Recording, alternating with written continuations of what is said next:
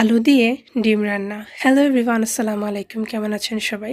আজকের রেসিপিতে আপনাদের সাথে শেয়ার করব আলু দিয়ে ডিম কিভাবে রান্না করা হয়। এখানে আমি বেশ কিছুখানি পেঁয়াজ, আদা, রসুন সবগুলো বাটা মশলাগুলো দিয়ে একটু ভালো করে কষিয়ে নিচ্ছি। দিয়ে দেবো স্বাদ মতো একটু লবণ, দিয়ে এটাকে কষিয়ে নেওয়ার পরে এখানে একে একে আমি গুঁড়ো মশলাগুলো দিয়ে দেব।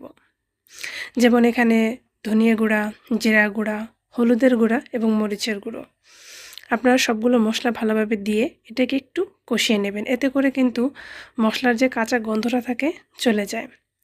তো বাসায় আসলে সবসময় শাকসবজি থাকে না, বা থাকলেও সবসময় সবজি খেতে ইচ্ছা করে না। আসলে মানুষের খাবারে একটু ভেরিয়েশন থাকা প্রয়োজন। তাই মাঝে মধ্যে বাসায় যখন কিছু খুঁজে না পাই, তখন আলু আর ডিম থাকলে জাস্ট ইনস্ট্যান্ট এরকম একটি রান্না করে ফেলি। এটা খেতে কিন্তু খুবই ভালো লাগে। আমি এখানে সামান্য একটু টমেটো পিউরি দিয়ে দিলাম, দিয়ে মশলাটাকে আবার কষিয়ে নিচ্ছি। আপনারা এটা অপশনাল স্কিপও করতে পারেন চাইলে। দিয়ে দিলাম দুটো তেজপাতা, মাঝখানে ফালি করে দিয়ে দিলাম। এটা কিন্তু আদা বাটা তো প্রথমে দিতে পারিনি, এটা ফ্রিজ ছিল তাই একটু দেরি করে দিলাম। এখন আমি সেদ্ধ করে রাখা ডিম নিয়েছি, ডিমগুলো এখানে দিয়ে ভালোভাবে কষিয়ে নেব। সো বন্ধুরা, আমার ভিডিওটি তোমাদের কাছে কেমন লেগেছে অবশ্যই কমেন্টের মাধ্যমে জানাবে। ডিমগুলো কষানো হয়ে গেলে এখন আমি কেটে রাখা আলুগুলো এখানে দিয়ে দেব। এখানে আমি গোল আকারে আলুগুলো কেটে নিয়েছি। আপনারা চাইলে আপনাদের পছন্দ অনুযায়ী শেপ দিয়ে কেটে নিতে পারেন। নিয়ে আলু এবং ডিমগুলোকে প্রায় 5-6 মিনিটের মতো সময় নিয়ে ভালো করে কষিয়ে নেব। এতে করে কিন্তু মশলাটা এগুলোর ভিতরে খুব সুন্দরভাবে অ্যাডজাস্ট হয়ে যাবে।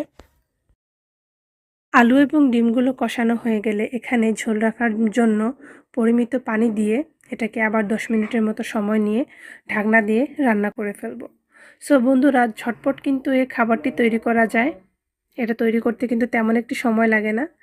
এখানে দিয়ে দিলাম টমেটো কুচি, এতে কিন্তু স্বাদটি আরও ভালো আসে।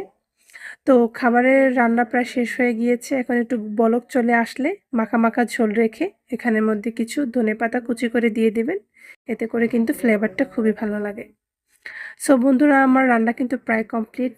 আমার রান্নাটাই তোমাদের কাছে কেমন লেগেছে অবশ্যই কমেন্টের মাধ্যমে জানাবে, এবং সবাই ভালো থাকবে। আসসালামু আলাইকুম ওয়া রাহমাতুল্লাহ।